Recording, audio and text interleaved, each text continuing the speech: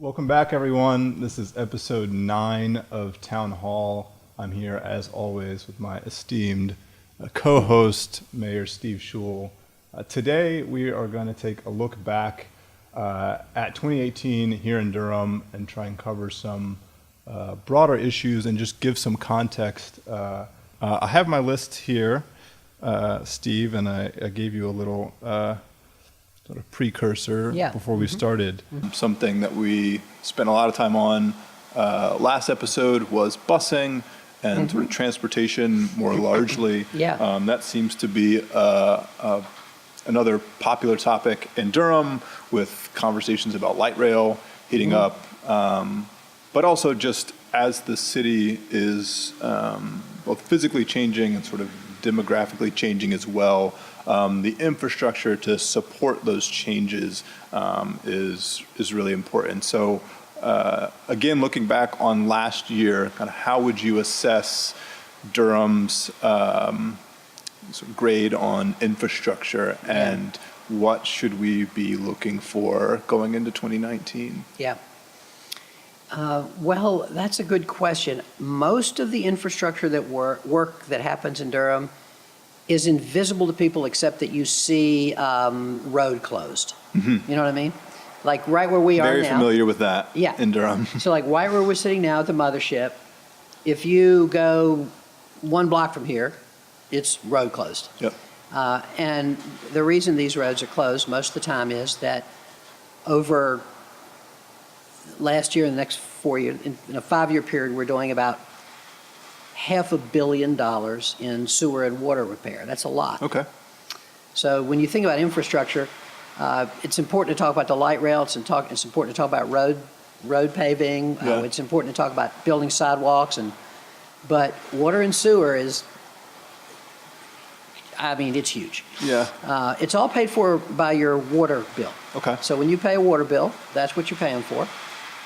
And speaking of water, I think we've got quite a bit coming down right now. We got a little bit of rain. It's going to give so now then that gets into our stormwater infrastructure. That's also another big thing. So, but we are replacing 100-year-old pipes all over town, and renovating and rebuilding water and sewer treatment plants to make it so that our sewage is not polluting our lakes. Falls Lake and Jordan Lake. We're spending a lot of money to do that. So this is overdue then, these repairs and this reconstruction I would say it's systems. Not so much overdue as has to be constant. It's just a big job of the city, is to keep that. You want it when you turn on your tap, you're expecting to get all the water you want, and you're expecting it to be clean and taste good. And you don't even think for a single second about that. But 27 million gallons a day come out of people's taps in Durham, a day. And we have to have the infrastructure to do that. Trying to stay hydrated. Trying to stay hydrated, good. Well, it's actually after you play basketball, it goes up a lot, because I know that it's because I spend too much time in the shower. It's not because I'm drinking too much water. Right. And then this rain is really interesting. I mean, especially where we are. Okay, so the rain is pouring down outside, and it is rushing into our streams, in this case into Ellerby Creek. And it is rushing through Ellerby Creek down to Falls Lake, and with it, it's taking all these nutrients that are clogging up Falls Lake and are polluting the water in Falls Lake. And that's happening in streams all over Durham right now. And when you say polluting, what is it that? I wish I was a scientist enough to tell you.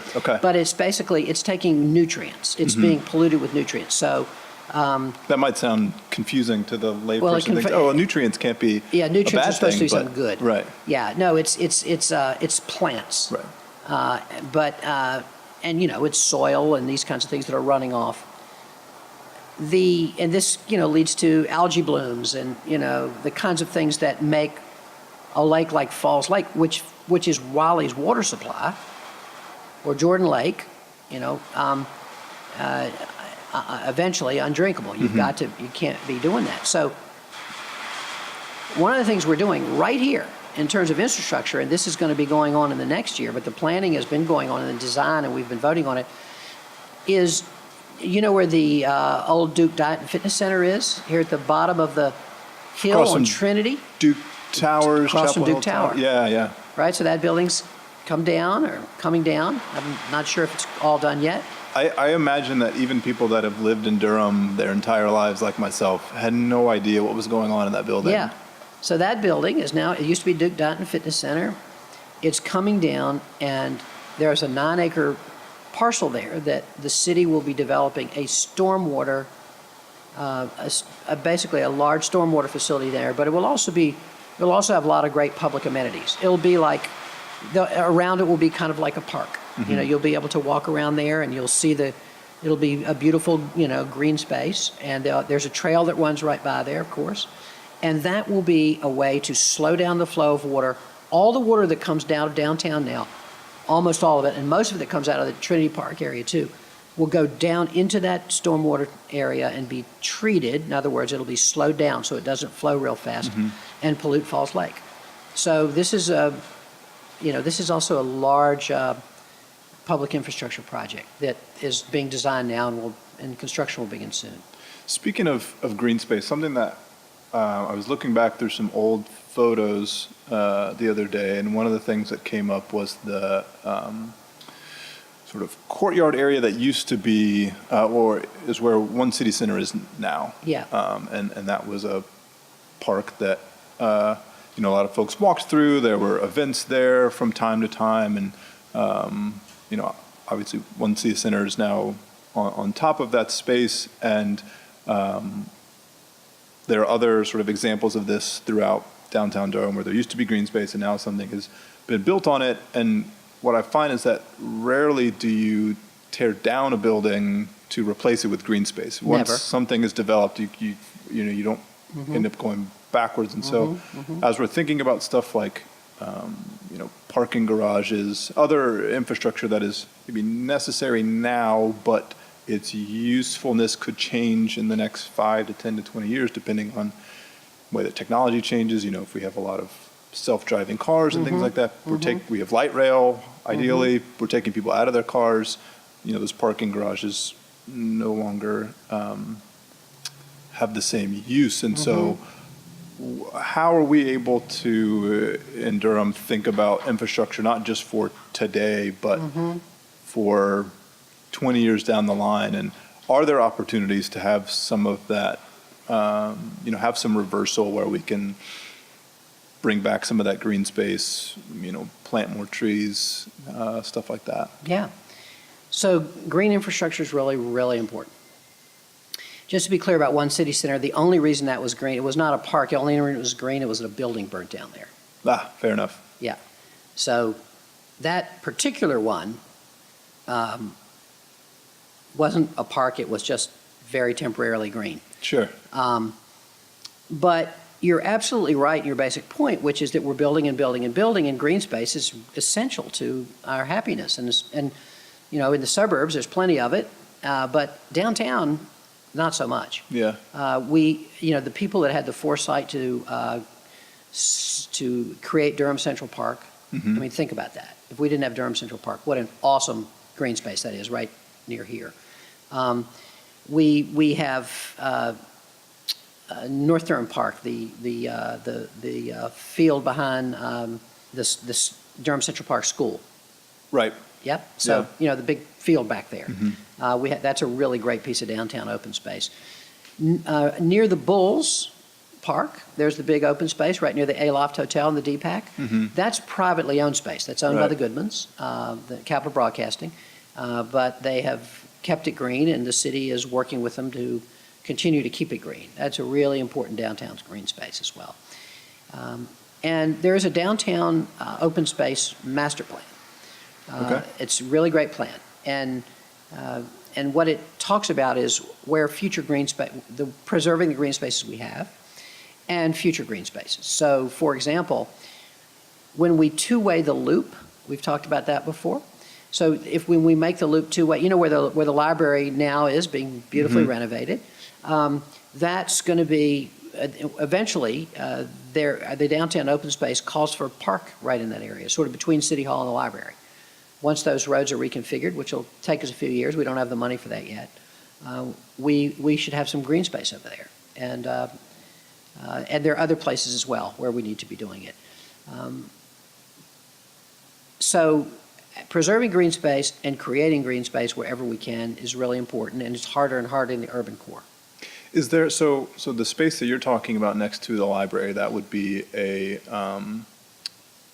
public A park. endeavor? That would be something Yeah. the city would be taking on? Yeah. The space that you mentioned in, next to Aloft and DPAC, like you said, is a privately owned Yeah. space. So how can you, or is there a way to incentivize private developers to consider things like that when doing major renovation projects? Yeah. There aren't many other things like that. That one's pretty unique in downtown. And so, yeah, I mean, our city manager is he's talking to Capital Broadcasting, and they're, they have no plans to build there. But our city manager is working with them to, continue to keep that green. So, thinking about sort of the part two, how is the city evaluating, Durham's future as we look at, again, sort of shifts in demographics, where people are living, the technology, and how are we able to plan our infrastructure accordingly so that we are being proactive instead of reactive in terms of the way that we're developing? The light rail. Mm-hmm. The light rail is so crucial. If we're talking about future infrastructure, and the light rail is in crunch time. Yeah. We are at the point now where we're either going to get the approvals that we need for it and get the final funding in line, or we're not going to be able to do it. And we need to do it. It's really important. Yeah, it seems like it's been a topic for a long, long time. Yeah, 20 years. Yeah. And now we are on the cusp of getting the federal funding, which is $1.25 billion with a B dollars. But in order to get that, we have to get our part of the job done. We have to get our final agreements with the North Carolina Railroad. Duke has to sign its cooperative agreement. We're in a period where we have, and the deadlines are now, essentially. And so a lot of good ongoing work is happening. But if you're talking about planning a future for this region that will take into account and guide the growth like we want to, it's all about rail transit. We are, you think about 147, how it divided Durham.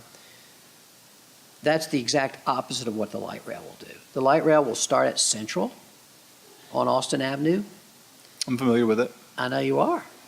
And it will come, up into downtown. It will reconnect that area that was disconnected by 147. And then it will go from downtown, it will go to Duke East Campus, it will go to West, or rather to the hospital between the VA and Duke Hospital. It'll go down 15501, 54 into UNC Hospital, 18 miles, 19 stations. And then there will be the connecting line, the commuter rail, which is our next step, which will go to Raleigh. We wanted to do that first, but Raleigh wasn't ready. I know we've talked about that before. They didn't have any funds for it. Now they do. But we want to build on the existing freight lines, a commuter rail to Raleigh. So once we have that, that will change and guide how we grow. The density will arise around the station areas, which it should. It'll help people to get on this. They'll be able to live, work around the stations, and they'll be able to. It'll just improve access to jobs for people all throughout the Triangle, and especially for people in Durham. All those people that don't have licenses we talked about. The fare will be the fare of a bus fare, and that will be the light rail fare, and people will be able to get around affordably, and it will change how we grow. So that's the big answer to how we're thinking ahead. We have no choice. We don't do this, in 15 years, we're going to be the largest region in the country without a rail system. We won't be competitive, and we won't have our quality of life that we want. We'll be stuck in traffic for the next 50 years. Our air quality will decline. I mean, all the things that we need to be a great region and a wonderful city will be diminished. If there is something that, for folks who want to participate more in the conversation about infrastructure or do more to support things like parks and green spaces or bus transit, participate more in the light rail conversation, what would you suggest that they do? So that's a great question. So there are various things people can do.